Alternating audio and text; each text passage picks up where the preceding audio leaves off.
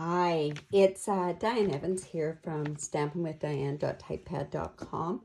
I'm actually filming this up here in Kamloops, BC in Canada. Today and every Thursday going forward, I am going to be featuring or dedicating my blog to posts about tips and techniques. I feel that that's something that I can really help people with. And for the next little while, actually what I'm going to be doing is focusing on coloring. I love coloring. I love coloring with any different sort of tool that Stampin' Up! Can give us. But this week, what we're going to be doing is we are going to be using the Stampin' Write markers. And we're going to be learning how to color on vellum. These markers, they have a fine tip edge, which is really good for intricate, and that's marked by this little thin line. And then we have the thicker line here, which is the brush end, and so it's the wider band that's on there. These tend to, if you go in large areas, they do tend to streak a little bit, but using any kind of coloring on vellum is going to basically, it is going to streak because vellum takes such a long time for things to dry on. So this is the card that we're going to be making. And the stamp set that we're using is the Good Morning Magnolia. And it also pairs up with the Magnolia memory dies. If you buy this now until June of next year, you get a 10% off on your bundle. So that's the best way to do things if you can, is to buy things in bundles. It's a beautiful stamp set. It tends to have, it does have these two beautiful images of the magnolia and some beautiful sentiments as well. We're going to use a different sentiment, but this Thinking of You would be a gorgeous one to have on a card as well. Okay, so what we need to do this card is, and I'll just put this off to the side here, is we need the thick, very vanilla cardstock. It is cut at 5.5 by 8.5. We scored at 4 and 4.25. And then we have a piece of vellum. And this is a quarter sheet of vellum, and it's 4.25 by 5.5. And that's what we're going to cut our dies out of. We also have a piece of mossy meadow, and it is cut at 3 7/8 by 5 1/8. And we also have some regular very vanilla, and it's cut at 3 3/4 by 5. Also, I did use my stitched, I used my Stitch Shapes die, and I cut this out just of this oval just out of a spare piece of very vanilla. We're also using this ribbon, and it's the metallic edged ribbon, and it's the gold one. And I did color this with my Stampin' Blends light petal pink.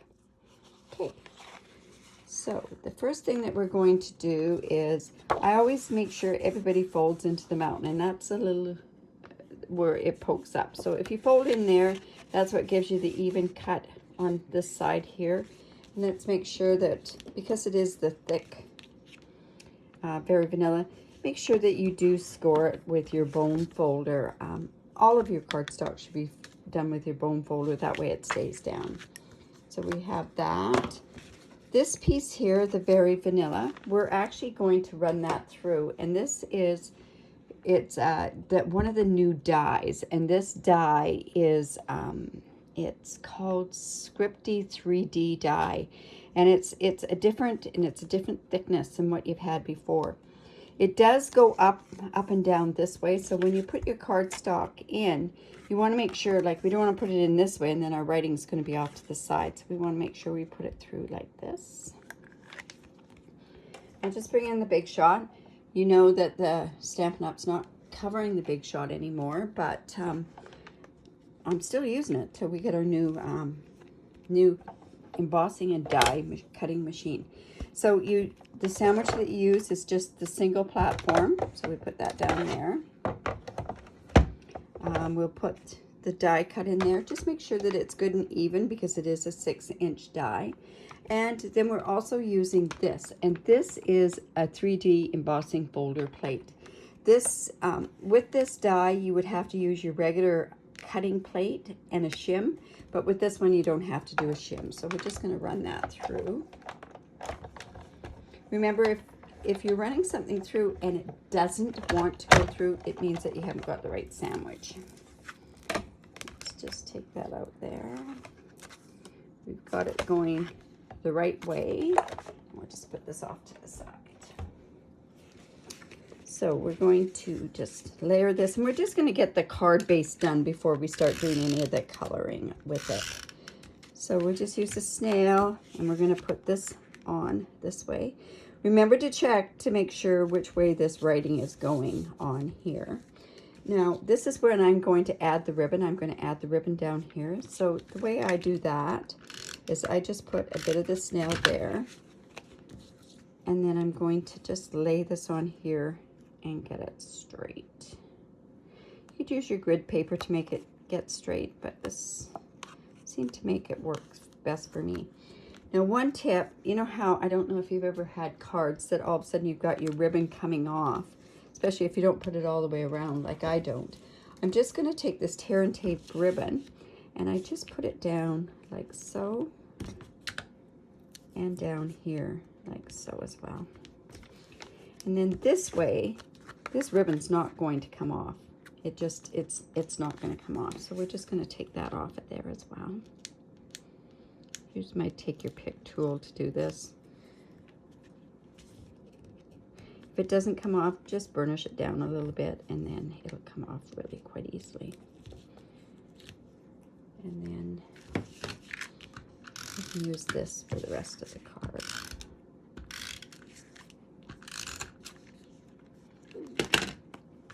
And we're just going to stick this on here like so.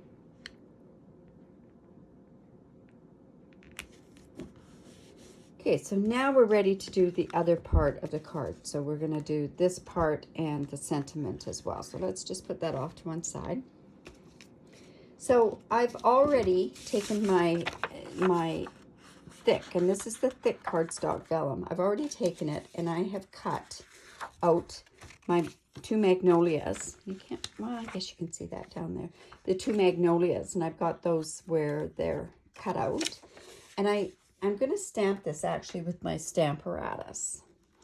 I've lined it up.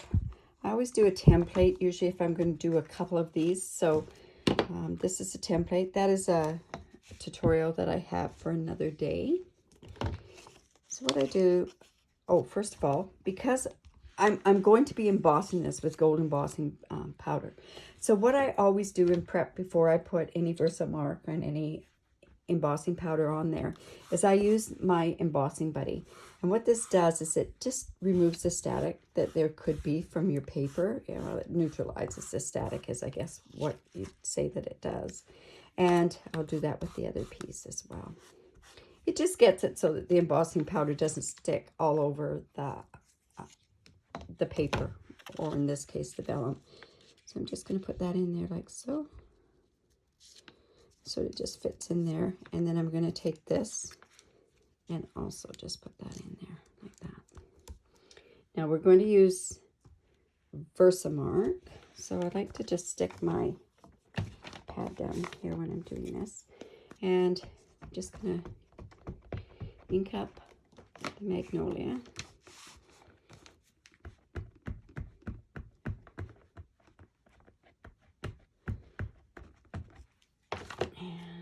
Stamp that. Now, another thing that I do with my Stamparatus is I don't do the way that we were taught first to do it. I like to have an even pressure down on it, and I find that that just lends to it being stamped all the way through. So I'm just going to do that, and I'm just going to check to make sure that I've got all my lines. Yep, that looks good. So I'm just going to take that out. Well, I don't have it. I moved it this way. This.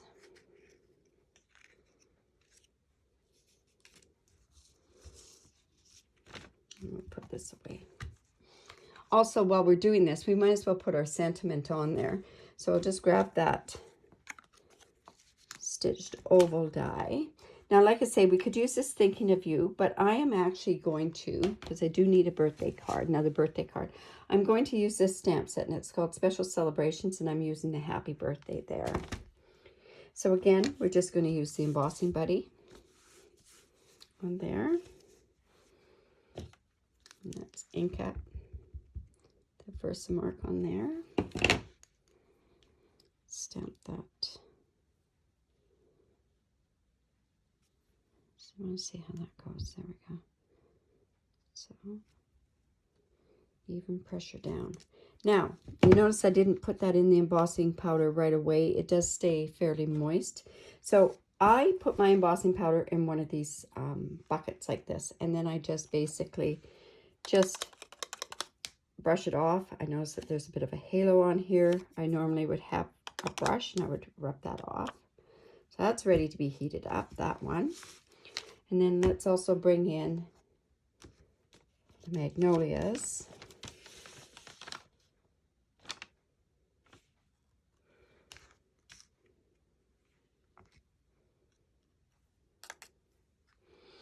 Now, I used to do this with a spoon, but I stopped doing that because a lot of times what happened was the ladies would get a little excited, they'd hit the spoon, and lo and behold, you have embossing powder all over the place. A lot of waste of embossing powder that way, but I just learned from experience that this was the best way for me to do this. So I just bring this here. See what I mean by it flicking all over the place? And a lot of times I may just take it and blow off some extra. But because I use the Embossing Buddy, it's fairly good that way there. So now what we're going to do is we're going to heat it up. Take my heat gun.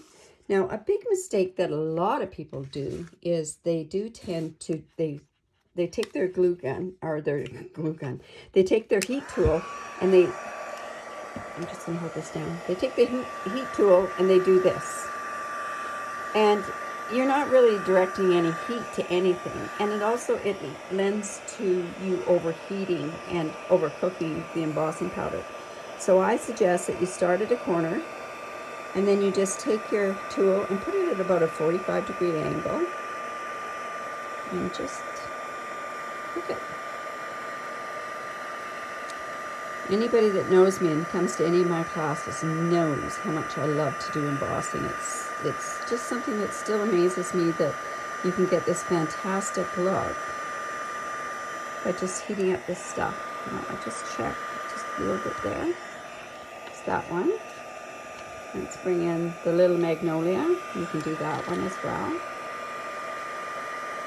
Once it's heated up, it goes fairly quickly. Like I say, another common mistake that people do with the embossing is to overcook it.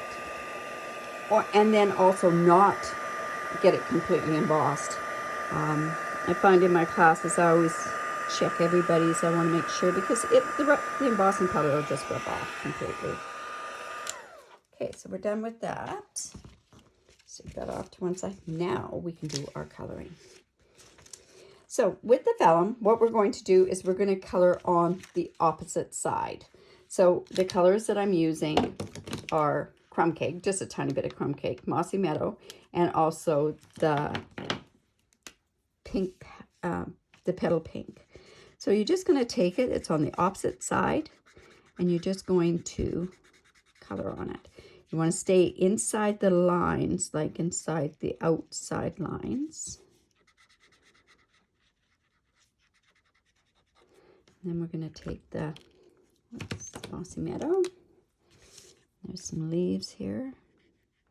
This tends to color a little darker. Make sure you stay within the lines. You don't have to do any shading with this as well. And the reason you don't have to do any shading is it's not going to show up anyways on your vellum. So here you have it where this is showing up that way. And see, it doesn't show like color that dark on this side, but it does penetrate through. And another reason why you can press quite darkly on dark or hard with this, not hard, but you can put an awful lot of color on there, is because it's it's not soaking into the paper. When you use blends, they soak and they bleed into the paper, right? So then we just, again, we're just going to turn this over. Just quickly color that part there. Pretty simple on that part. And again, just stay within the lines.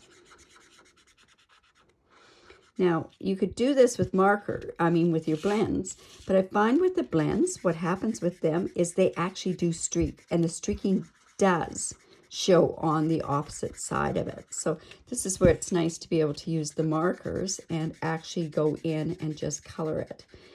These marks here on here, like the embossing, is what kind of gives it definition anyways, so you don't have to worry too much about that. So we just color over there just a bit more.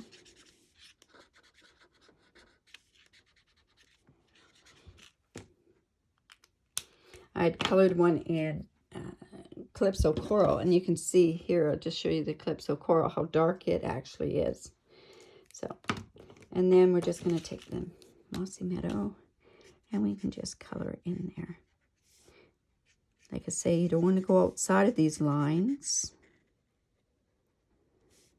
But you can see you can do this. Actually, it's quite fast in order to do this.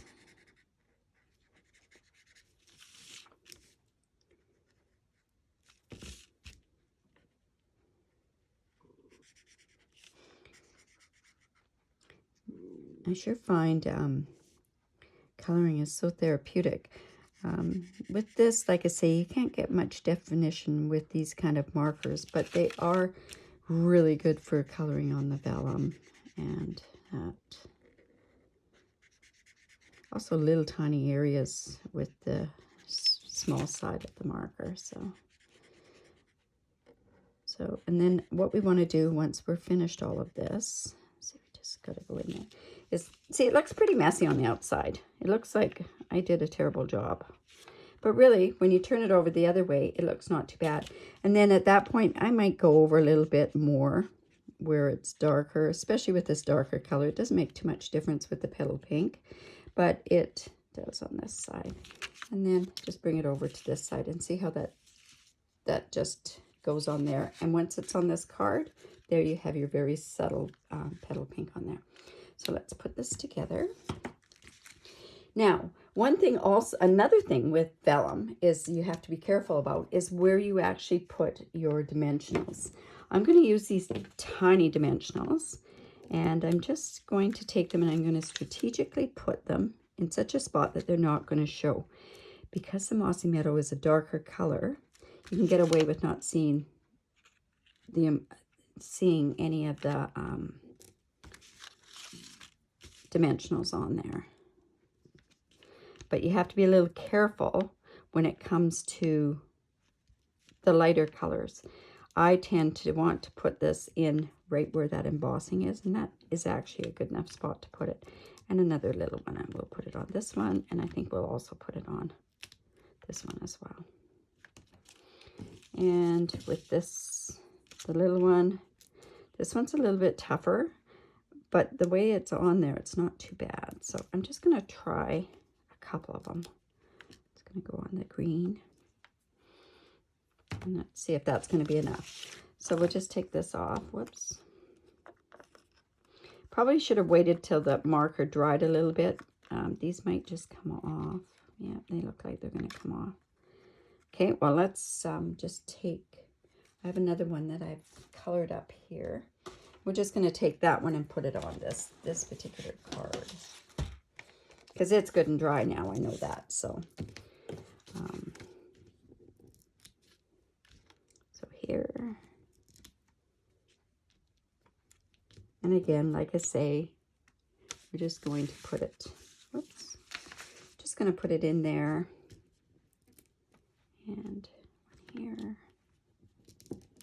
These are so small that I use my Take Your Pick tool. It helps to get it off, that's for sure. And one here. So you're not going to see them. You can't see where those dimensionals are. So let's take those off. Now see how that actually it dries on there a little bit better. these back parts don't come off your dimensionals, all you have to do is just take your nail and just poke down on it, and it just lifts that little bit of stuff off of there.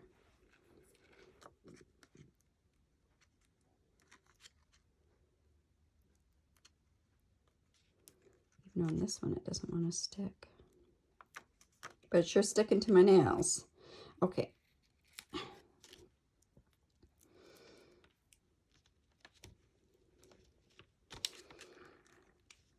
of a time with this. Here we go.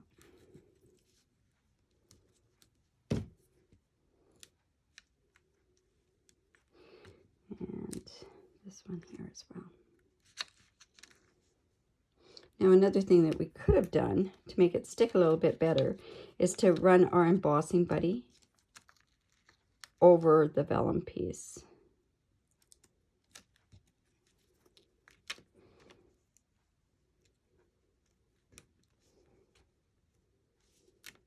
There we go. So we're just going to put this on here like so. And this little piece is going to come off over here. And then we're just going to use bigger dimensionals, and we'll put that with the sentiment.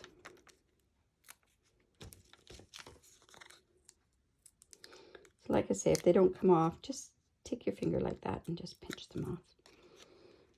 And there we go. And there's our card.